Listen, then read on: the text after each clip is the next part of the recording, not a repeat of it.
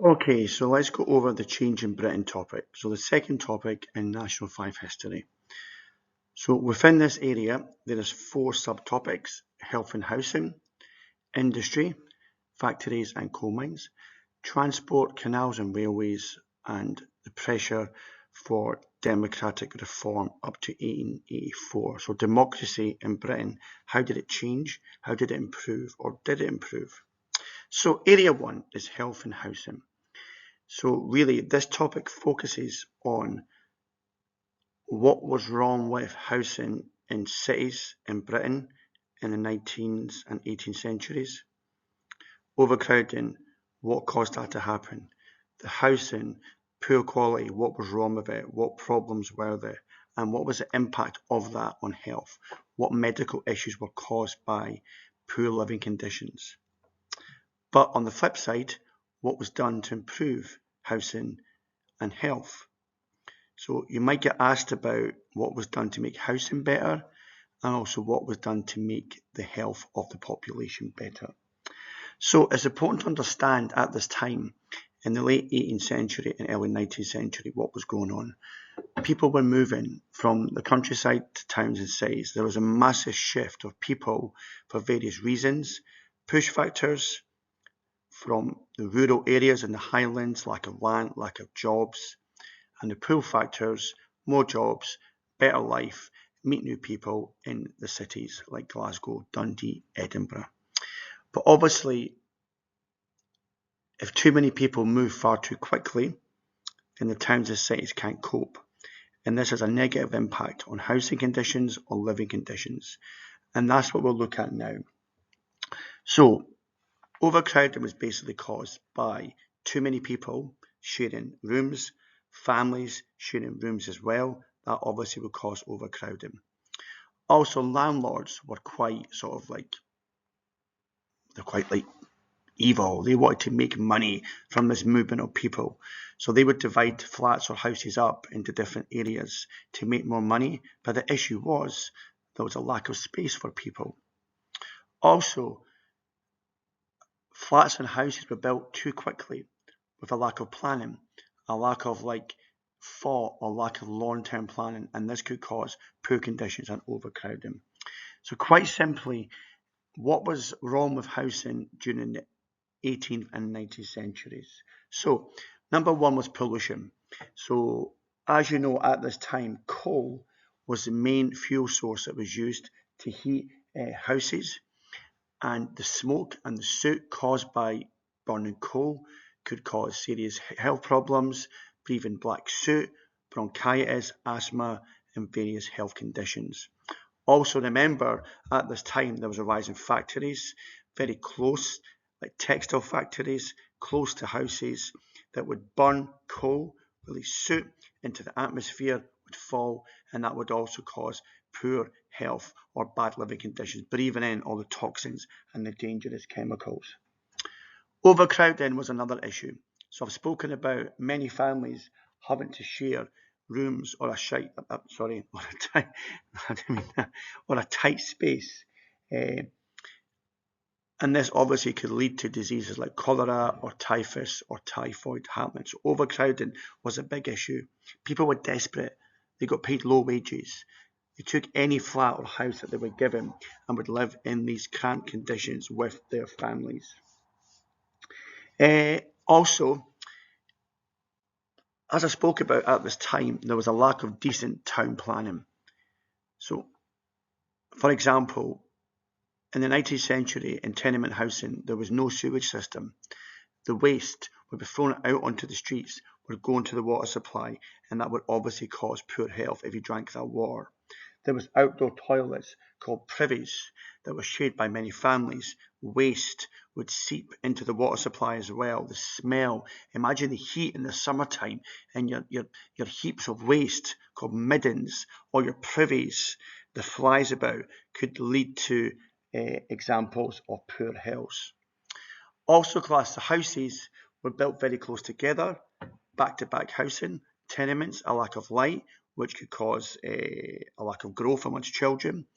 It could cause a lack of vitamins, a lack of deficiencies. There was lack of windows due to window tax.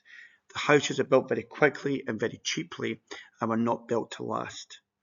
And one final thing about conditions at this time was a lack of clean water. This was a major issue and arguably was the main cause of poor health in the 19th century and in Britain. So poor water supply was caused by the fact there was privies, outdoor toilets, that would get into the water supply. The waste thrown out of windows would get into the water supply. So all of that, all of the poor conditions in houses was connected to the fact that it would contaminate the water supply. And this was the main water source for many families. The Clyde, the Thames, get the water from there, and if it was contaminated with cholera, with feces, then that could lead to diseases like cholera that were very deadly. So make sure you revise what was wrong with housing in 18th, 19th century Britain. Living conditions in towns and cities, why were they so bad? The overcrowding, the lack of space, the lack of sunlight, the back-to-back housing, the lack of sewers, the lack of a decent waste disposal service as well, the dirty water supply. So diseases. So what was the impact of these poor conditions on diseases? So overcrowding, living together. Remember COVID-19 6 years ago with the social distance? You had to wear masks, you had to queue up outside Tesco for like half an hour or 5 hours to get a loaf of bread, and you will go in and folk had bought like 85 million loaves of bread anyway. So basically, if you live close together, that means germs could spread far more quickly, and that could cause typhus or typhoid to spread in very close conditions. So many families would share a room together, and this could lead to the spread of diseases far quicker. We've also got the fact that there's a poor water supply. So the poor water supply, as I said, could lead to cholera. So if someone basically contaminates, like their waste, their poo goes into the water supply and they've got cholera, and someone drinks that, that could also lead to cholera. People thought that if you burned big barrels of tar, it would cure the air, that like miasma in the air, you breathed in the chemicals that would cause cholera. But that was false. Cholera was caused purely by drinking contaminated, dirty water, and cholera was deadly and wiped out lots of people in British towns and cities in the 19th century. Also, if you breathe in the dangerous coal dust or the dangerous soot, that could cause breathing issues. It could cause maybe your lungs to turn black. If you're consistently breathing in or working in those conditions and very close to the factories, that could cause poor health. So, the next topic, you need to know about what was done to improve housing and what was done to improve health generally in Britain around this time period. Just to bear in mind, you could get S's on a 9 marker on these topics. Like, to what extent was a clean water supply the main reason why health improved? To what extent was perhaps overcrowding the biggest impact of poor housing on people in Britain? So this is a good topic. There's a lot to write about in this topic. So what was done to make housing better? So the government passed a variety of health acts, and 1875 was a very important one, the 1875 Public Health Act. So what that aimed to do, that aimed to basically to get councils to provide clean water, drainage and sewage in local areas. So councils were basically told, or maybe asked, it wasn't enforced that well, to ensure that housing was equipped with sewers, with drainage, and also there was a medical officer of health to investigate and to make sure that these measures were being taken. Also, 1875, there was something called the Artisans' Dwellings Act. So councils were given power to demolish slums. In Glasgow, the Gorbals, slums were a major cause of poor health. So basically, if you demolish slums, then you can build better housing that's better better facilities, more space, more natural light, sewers, indoor toilets, and that would improve health. So also, window tax was abolished in the late 19th century. So window tax, before windows cost money, windows you had to pay a tax, there was less windows. But when they passed a law, the government in the late 19th century, window tax was abolished. You can now afford to have windows in your house, and this could lead to improved health because there was more natural light. Also, talking about the fact that the new housing that was built, there was less back-to-back housing, there was more space between them. There was outdoor gardens or outdoor areas that could let in more light, that you can basically go out and hopefully enjoy the fresh air. Outside your house, maybe those front gardens, there was a sewer supply, there were drainage supplies that would basically make the cities healthier. So when you revise the topic, revise what was done to make housing better. So demolishing slums, clean water supply. We've also got indoor toilets perhaps. We've got the banning of window tax. We've got more space between houses. But also, class, what was done to make people's health better generally. So this is a big topic that comes up quite a lot. Could we describe what was done to make health better? So we're going to look at 4 or 5 areas. So I've spoken about your demolition of slums. I've spoken about better drainage, better sewers. I've spoken about more windows. So what did that do to make health better? But that's housing. There's other factors as well, such as the supply of clean water. In 1859, Loch Katrine, I'd been there a few times, nice day out, they've got like a boat you can go on and that, they've got a cafe. Loch Katrine was and still is Glasgow's water supply. So in 1859, this was built to supply clean, fresh water to the people of Glasgow. Remember, Glasgow at this time was rapidly expanding, and fresh water could help to reduce the threat of cholera. So this was a major invention, and other places across Scotland also introduced fresh water. The railways. The railways were very important to making Britain grow and flourish. And one thing the railways did is they brought fresh food, fresh vegetables and meat to the towns and cities, and that improved people's diet. So if you've got a better diet with a variety of meat and veg, then that could make you healthier. Also, hospitals, better medical techniques. So Joseph Lister was a very important man who invented antiseptic chemicals like carbolic acid. So when you go to hospital in the 19th century, using carbolic acid to clean like instruments like scalpels in operations could reduce the threat of diseases spreading through dirty sort of medical instruments in hospitals. So that was a very good thing.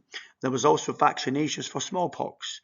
So vaccinations were invented for smallpox that reduced the risk, especially of children, of basically getting this very dangerous disease. So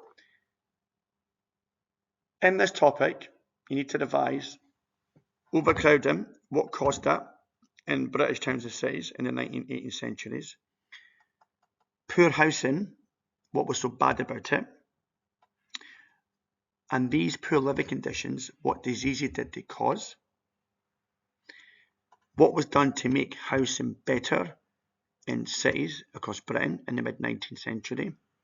And also what was done to make the health of people in Britain generally better? So that's the first topic. The next topic is industry, looking at textile factories and coal mines. So topic 2, we're going to look at textile factories, working conditions in factories, why were they so bad for women, men and children? And coal mines, very similar, the jobs people did and conditions in coal mines, what made them so dangerous. And then on the flip side, what was done to make factories better, technology and new laws, and also what was done to make coal mining safer and to introduce better working conditions. So, textile factories. The invention of looms, of better weaving equipment, moved the production of cotton, of clothing from people's homes into major factories that were being built across Britain and Scottish towns of size. So cotton mills. Dundee, there was Verdun Works.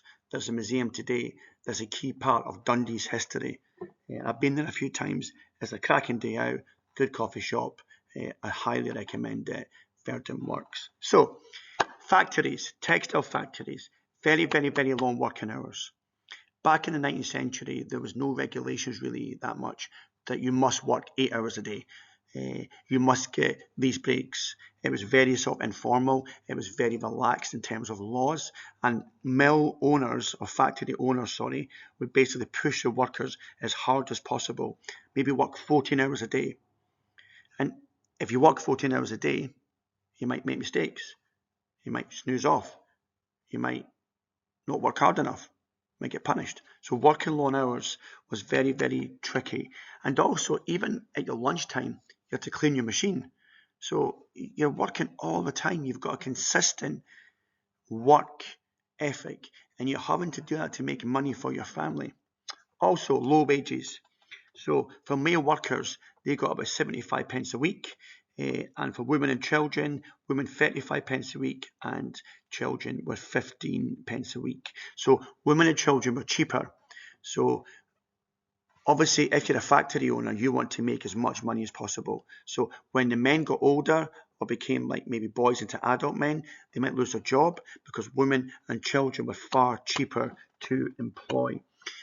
Discipline was very harsh in the factories. So children who might not work hard enough might be beaten with a leather strap or hit with a leather strap. They might get iron weights around their neck. So children who might disobey their managers, not work hard enough, or not produce their quota perhaps of cleaning machines or getting caught out between machines, they might get really, really badly disciplined. Fines. So if you didn't work hard enough, or let's say you came to work late, or your machine wasn't clean enough, you might get a fine. And what's bad about that is basically you're losing money. But who do you complain to? It's like you need the job. Otherwise, you go to the poorhouse or the workhouse. Don't want to go there. Awful conditions. So you had to basically do what you're told. Accidents. Remember, I told you about children, like children between machines. But would have to go between machines. If they mistimed it, they might get their hand cut off. They might lose a limb. They might sadly be killed because they mistime removing the fluff, the debris from the cotton out from the machines, and they might get hit by a machine. Health. Imagine a school day with 25 degrees and you're stuck in a classroom and you've got the heat and you've got a small classroom. It's not great for your health. Imagine a factory, the heat, the machines, the dust in the air, breathing it in. It might cause breathing issues. It might cause lung diseases. The noise of the machines, like, imagine the machines all the time going off, could damage your hearing as well. So that's a good summary of basically what was wrong with working in textile factories. So, a wee bit of coffee here. My voice is quiet. I've got a nice sore throat today. Anyway, really power on. So what was done to make factories safer? So you need to know about perhaps some laws that were passed to make factories safer. And also new technology was introduced to make factories safer as well. So for example, 1819, they passed an act called the Factory Act that under the age of 9, no children could work. And if you were aged 9 to 13, you can work only in a week, 48 hours, and you must go to school part-time. So in 1819, the hours of children were cut. Under 9 could not work at all, and 9 to 13 had to basically work in a week, 48 hours, and they had to go to school part-time as well. 1833, there was also another Factory Act passed, but this time, to enforce the act, what they did was they appointed inspectors. So inspectors to go about, inspect factories, and to make sure that children under 9 were not working in factories. But the problem was there was only 4 inspectors for the whole country. So that wasn't enough to basically inspect almost every factory as well. 1878 was a major act, and this brought 1819 and 1833 all together. So under the age of 10, you could not work in factories at all. Education was compulsory for children up to 10 years old as well. So basically, the main focus of Factory Acts was to remove the dangers faced by children. Children under 10, under 9, children to go to school, and so on. But also, class, to go over, new technology was also very important in basically making factories safer. So safety guards. So textile factories, machines had safety guards now that basically made it safer, that you were protected from your hand or your limb or your arm being cut or maybe losing a limb. Women, they were basically given less hours to work to make it safer, because women were making mistakes, they were working too many hours, it wasn't their fault. So there was a law passed to basically reduce the working hours of women. So their health would improve and their productivity, and they could make less accidents. Holidays. So workers could take holidays and get paid for it, get time off work, which was a good thing. Because before that, before the mid-19th century, you could not have any holiday at all from your work in the factory. The power loom was a new bit of machinery that was much quicker and much quieter, and this meant there was less workers needed. So on the flip side, the power loom, if you worked in a factory, it was easier to use, it was safer to use, it was less noisy. But on the negative side, you could lose your job. And the final bit about factories is that you could be off work, injured, and still get paid for compensation for being off work. So basically, textile factories, what was wrong with them? The heat, the noise, the dangers faced by children, women working long hours, the accidents that could happen. What was done to make it safer?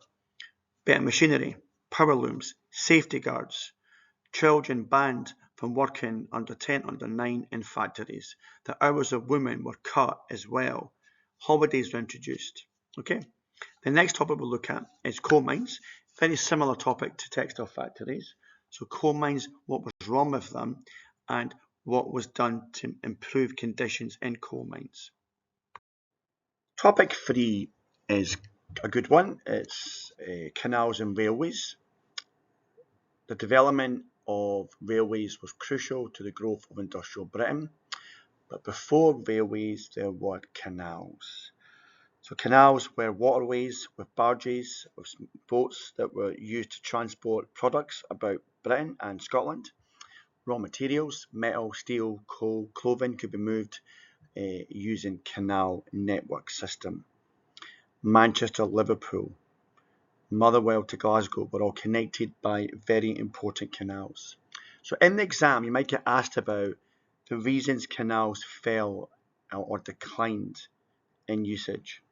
So quite simply, if you compare Ronaldo, if you compare canals and railways, canals are slower, more laborious, more expensive to use. Railways with the new transport system were far quicker, were far more effective, could transport coal or steel efficiently than canals. And this meant that factory owners or coal mine owners opted to use railways rather than canals, and canals declined in use. Also canals, weather. So weather was a big factor in canals' effectiveness. In the winter, it's Baltic, it's freezing. The canal water might freeze, and obviously you can't use the barges or canals in the winter. They're static. In the summertime, if the weather's quite warm, then the water might evaporate, might lower the water level too much in the canal, and again, you cannot use the canals. So this inconsistency caused by the weather meant that canals were used less. The railways could run almost in any weather, unless it's really windy or flooded, but usually railways could run more reliably than canals. Canals were far more expensive to run and build and maintain. Like building canals, dredging out, dredging or digging out like canals took ages. Making sure that the locks were like maintained, the places that were used, like the lock mechanism to move boats from like up or down the stream or up and down the waterway. So canals are quite expensive to look after, and because of that, they declined in their usage. Also, there could be massive queues at a lock. So if you're traveling on the waterway on a canal and you get to a lock bit, a system where you go to open and the barge goes down to the lower level of the water and sails away, there might be a queue for this. The lock might break down, might be expensive to maintain, and because of that, canals also it became less used. And socially, people began to use the railways more because the railways were exciting, they were faster, they were a new transport method. You go on holiday more to like the seasides, Broughty Ferry, to Largs in Glasgow, and because of that, canals were basically used less and they declined. Okay, so that's the first topic, why canals declined. The second bit in this transport system is basically the railway network in the in the 19th century, what made it grow in Britain? Why did it grow so quickly and rapidly across Britain? This massive spider network of railways began to grow across the country. What made that happen?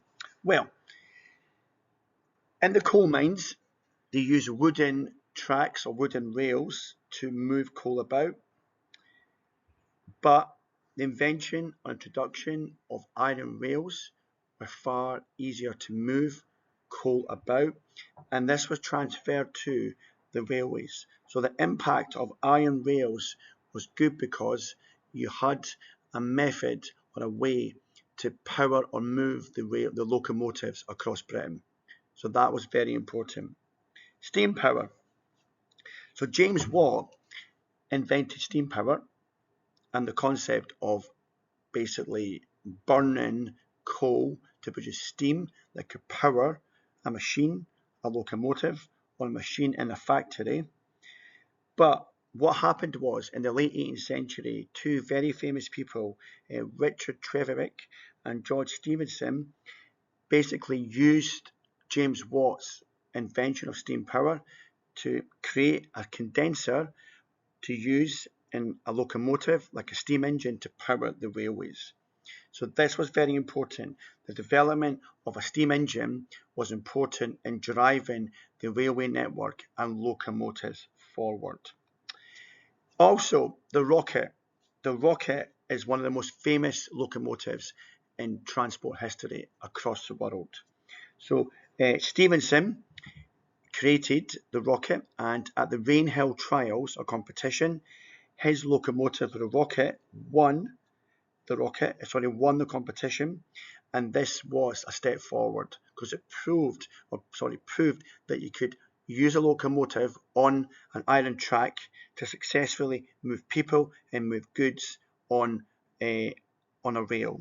And the next one was the creation of important railway lines. Liverpool to Manchester. At this time, in 1830, Liverpool to Manchester were major cities, industrial centres of coal, factories, steel. So connecting these two cities was very important to the growth of railways. Coal owners could move their coal from Liverpool to Manchester. Likewise, steel, iron, mill, cloth, they could move their products back and forward. What about Scotland? Well, in 1826, there was the Monkling and Kirkintilloch line that linked Glasgow's factories to coal mines. So Glasgow had a railway line connecting to Monklands, which is quite close to Cumbernauld in North Lanarkshire near Airdrie, and that could move coal back and forward to the factories in Glasgow. But the railways would not have happened without the commitment and dedication of Irish navigators, the navvies. The navvies were so important to our railway network in Britain. Do not underestimate the Irish and what they did. They used their brute strength, their bare hands to dig out viaducts, to blow through like obstacles, to create tunnels, to get locomotives, to get through them. So the navvies were very important, their commitment, their work, their determination in allowing our railway network to grow.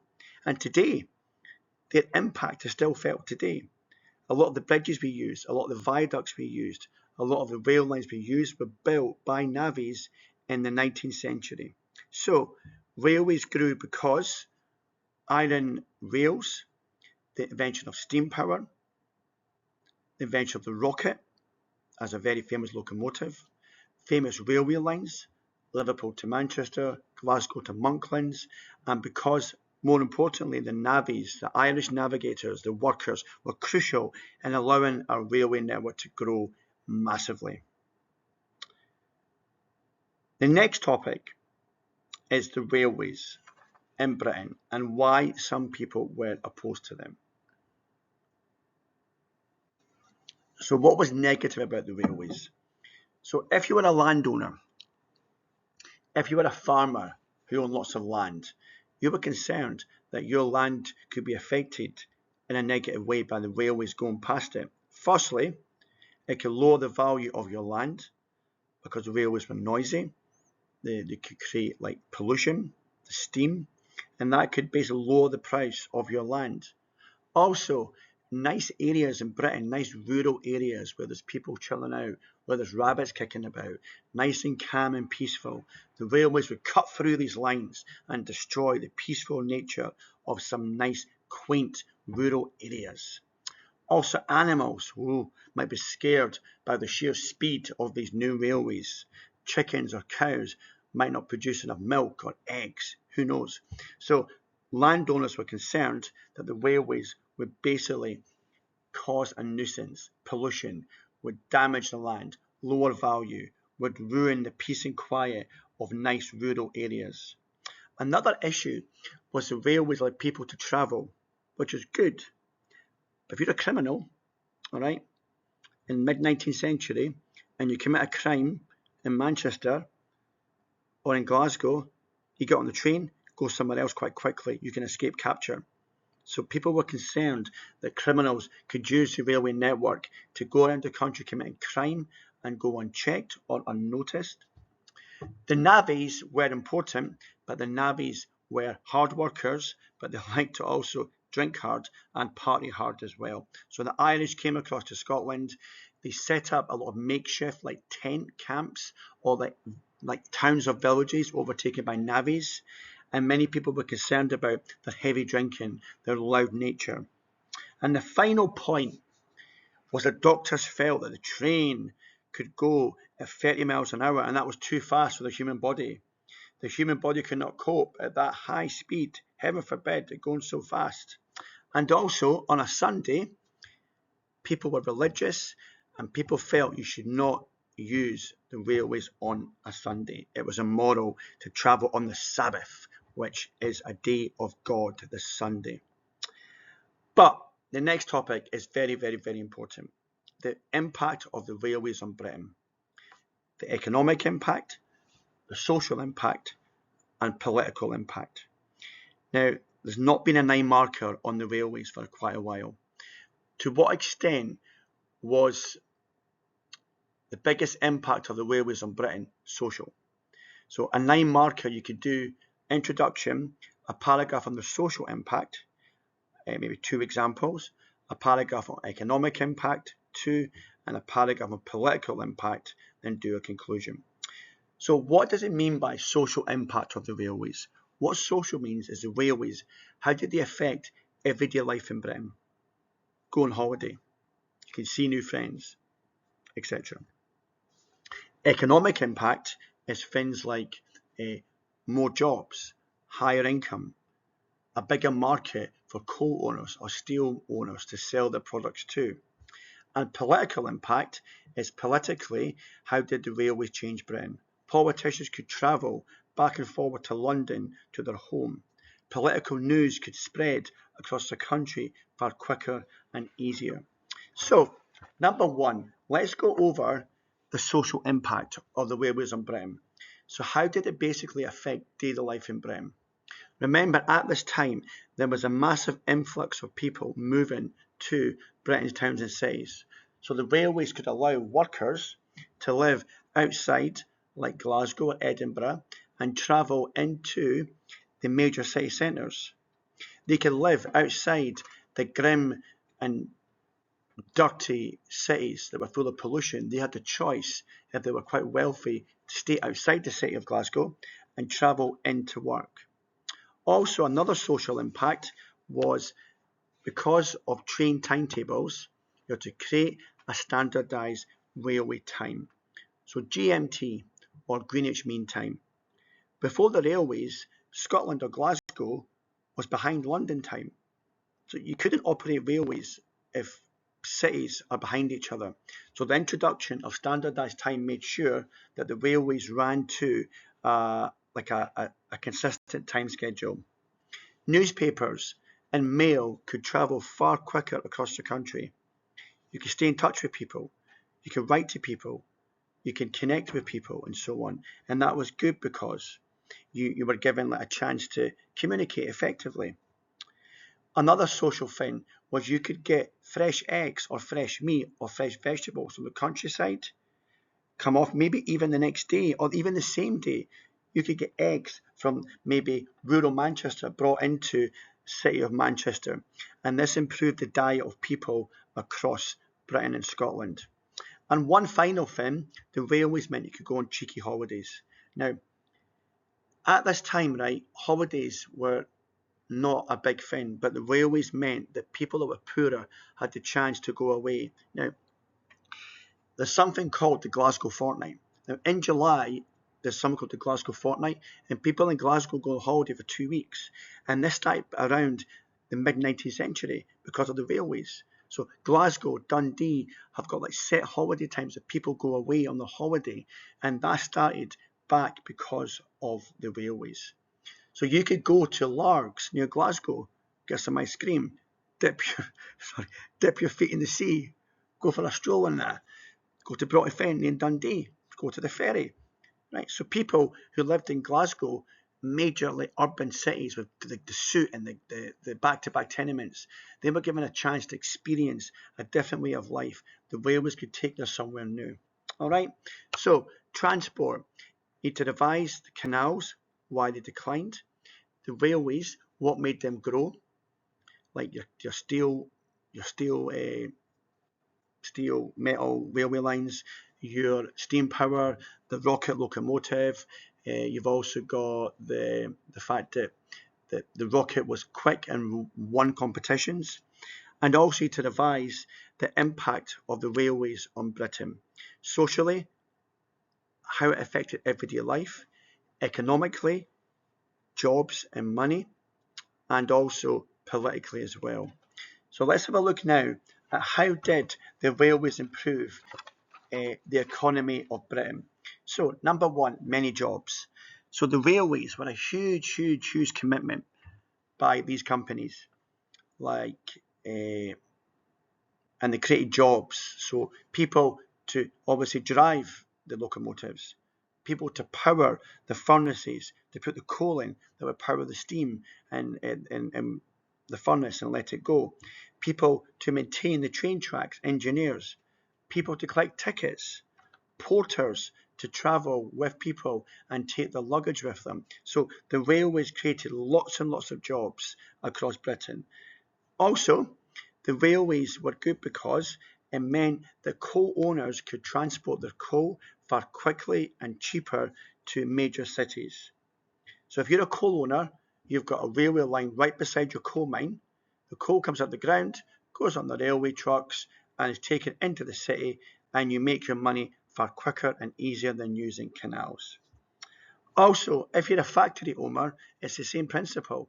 You can move your materials, your iron, your raw materials far quicker to the cities to make more money, and that obviously was a good thing. Another thing was the railways allowed industry to grow. Without the railways, there'd be less demand for coal, there'd be less demand for metals to build your bridges, your rails, your engines. So because of that, then coal and steel expanded massively, and that created more jobs as well. Another thing about the economy is that people can now buy food that was cheaper. Chocolate from Bournville and Manchester could be transported across the country. eggs from the countryside, maybe in Manchester, could be sent to the city of Manchester at a far quicker and cheaper price for the citizens in the cities. And the final bit is a smaller topic. So politically, how did the railways impact on Britain? So we'll talk about the fact that MPs who worked in London could travel far quicker from their home area to the work in the House of Commons in London, and that was good. Another thing is that people could be more aware of political news. So political leaflets and pamphlets could be transported around the country far quicker, and people were more aware of politics and political news as well. Okay. Another thing you could talk about the railways is environmental impact. So they ruin land, they ruin fields, they cut down forests to make way for new railway lines. And obviously this was not good. Many animals were forced out of their habitat. This was also negative. The impact of coal could produce soot, could produce air pollution that could cause illnesses or breathing issues if you breathed in the dangerous chemicals. So that is done now, the third topic, canals and railways. The final topic is democracy up to 1884, and I'll do that on the next slide. Okay, so let's talk about the final topic in British history, changing Britain. So the final topic we're looking at is democratic reform up to 1884. So we need to know in this last topic, Peterloo, what happened there? Chartism, what was Chartism, and ultimately why did it fail? Democracy in 1832, what was wrong with it? So why did people want to make changes to democracy? What was so bad about democracy in 1832? Under the Reform Acts of 1832, 1867 and 1884, what did they do to make Britain more democratic? So let's have a look first of all at Britain in 1832. What was wrong with it? Why was it not democratic? Well, basically, the bulk of the population could still not vote. So in 1832, only the rich could vote. The working class, women, the middle classes could not vote, and this was not democratic because people with money and power and own property were the ones making decisions, and that was very undemocratic. Corruption was also a big issue. For example, voting was done in public on like a stand in villages and towns, so people could pay for you to vote for them. If your landlord was an MP or candidate, they might say, if you don't vote for me, you're going to lose your house or lose your flat or lodgings. Another thing was rotten boroughs. Remember, little villages had like a few cows and a few sheep in a swamp, and then one guy and an MP. That wasn't fair. They used their power to become an MP. Bigger cities like Birmingham had no MPs at all. How was that fair? So women couldn't vote. The working class couldn't vote. The vote was based on property. Only the rich could vote. There was no secret voting. It was done in public, and that was unfair. There was bribery, corruption. There was rotten boroughs as well. And one final thing, folks, was that MPs had to be paid. So, sorry, my apologies, MPs were not paid. That came later on. So MPs were not paid. So only those in power or were wealthy could afford to become an MP. So Peterloo was a major event in British history and happened in Manchester in August 1819 at a place called St Peter's Fields. And it was a protest demonstration to raise awareness about the right to vote, to listen to speeches about famous people or from famous people. So roughly about 50,000 people attended the speeches, the talks by a guy called Henry Hunt, who was a radical, a very famous person who wanted to see change in politics, who campaigned for more rights for working class people. So the army were called in because there were too many people there. So there was a lot of people there. And when Henry Hunt began to speak, he was arrested, he was taken away by the army, and this caused many people like to shout out or to surge forward and basically the army were too heavy-handed. They cut down people, they arrested people as well. Based on the BBC website, BBC Bitesize, 11 people were killed and 400 were injured. So Peterloo basically was a peaceful march or demonstration about democracy to make democracy better by a guy called Henry Hunt. People came to listen to him. The army were called in. They got out of control, and Henry Hunt went to prison for 2 years. So Chartism. So Chartism was like a pressure group that aimed to get more democratic rights for the people in Britain. But there was two types of Chartists. There was one of them called William Lovett, who wanted to achieve progress through peaceful protest and petitions. But another person called Fergus O'Connor, he believed that violence was the only way to get what the Chartists aimed. So the two leaders, on the one hand, William Lovett used peaceful protest, campaigned peacefully. O'Connor wanted to use violence to get what they wanted. So this was one big issue. The two leaders fell out quite a lot, and the Chartists were quite divided. So the Chartists, what did they want? They wanted 6 key areas or 6 points. The vote for all men over 21, a secret vote, a secret ballot in private. MPs do not have to own property to be an MP.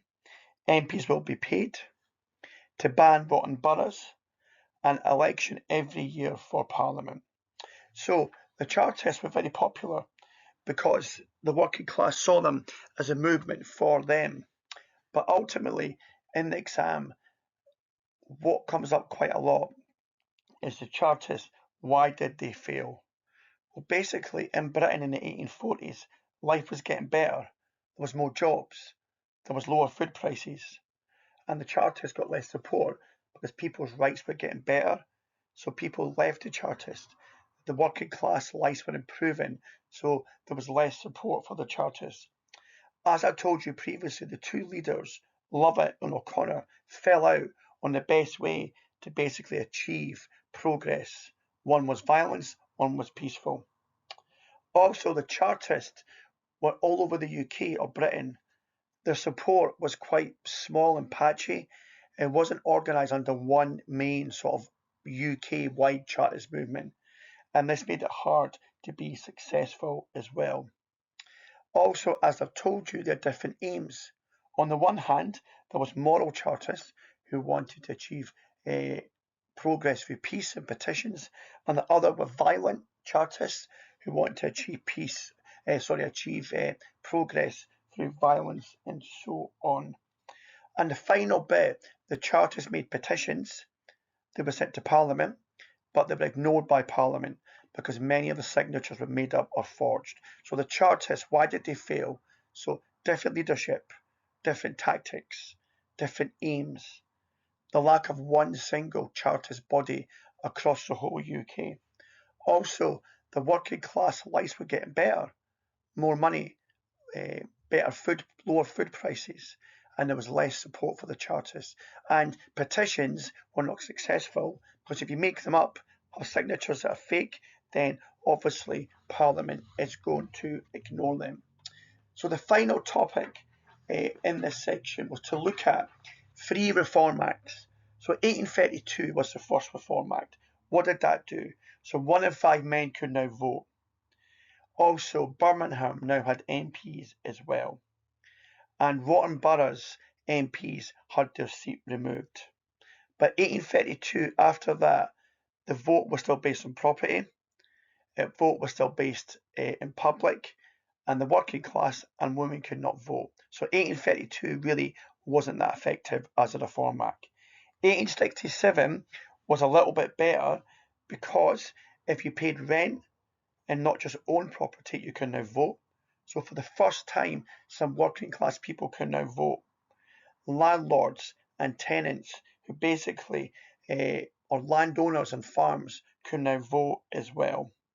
So 1867 was a little bit better because the vote doubled from 1 to 2 million men. But women can still not vote, and voting was still done in public and not in private. 1884 saw the Third Reform Act, and this added 2 million people to those who could vote, and now 1 in 2 men could now vote, but women could still not vote. So this final topic in British, change in Britain, democracy, you need to know about Britain, 1832, wives are not democratic, rotten boroughs, the vote was done in public, corruption, the rich could only vote and so on, it wasn't fair. Chartism, what was Chartism? What were its 6 key aims or 6 points? And ultimately, why did it fail? It failed because a lack of unity, leadership, coordination. Petitions were made up. In the revision book I gave you on Changing Britain, there's a lot of good answers to example questions about the Chartists and a 9-mark essay. Look through that. And the final bit is the 3 Reform Acts, 1832, 1867 and 1884. What did they do to make Britain more democratic? So the final video will go on tomorrow, hopefully, and the final video is Nazi Germany. So have a look for these videos together with the revision books. They take you through the main areas and what to revise.